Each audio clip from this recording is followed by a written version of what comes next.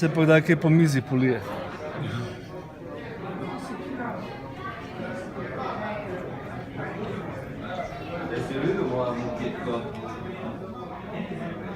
Pa dejansko se da bez pigment odstraniti? Ja, Ostanejo. se da vse odstraniti. Pogoj je to, da je površina pripravljena s svetlečim lakom. Ne.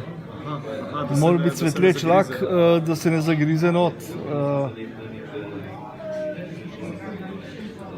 Če se zagrize, je pa malo bolj problem. Ja. To je recimo zdaj nek takle efekt, lahko pa še malo s palčko vatirano popravimo.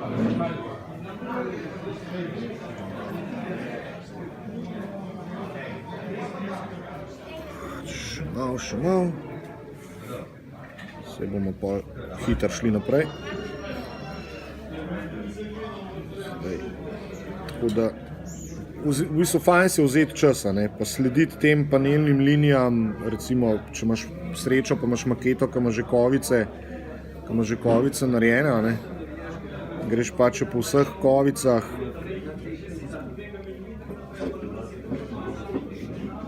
pač slediš. Ni, je pa tako, če pač morate zmeraj je fajn probati, preden začneš delati na, ne vem, na enem kosu, ne. Ker vsaka barva ne reagira zmeraj dobro s tem. Ker pač, ne, zdaj imam tole namaščen, zmeraj je fajn svinarijo, pač ta wash odstranjevati v smeri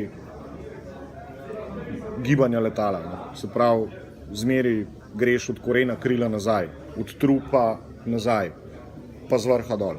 Ne. Nikoli ne delaš kontra, ne vlečeš svinarije v uno stran. Ne.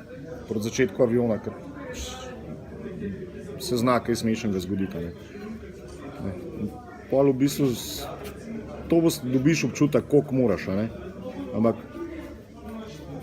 dejansko že s tem, ko vlečem v to smer, ne, delam že neko staranje. Ne.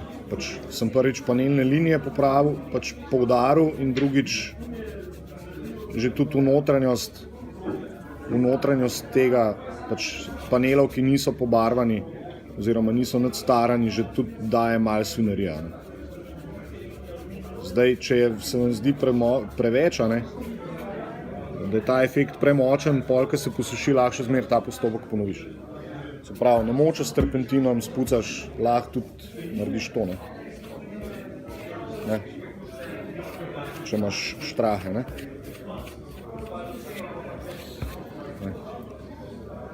Pač pogledaš, kje ti je kul, kje ti ni, ponoviš postopek, mogoče vzameš, če imaš nekje preveč washa, lahko vzameš penzel, pa ta wash iz sredine ven pobereš. Ne. Pač površina izgleda čisto, bom rekel, izgleda dobro. Tako da, zdaj bom pač malo pohitel. V bistvu imamo gunzeta lak.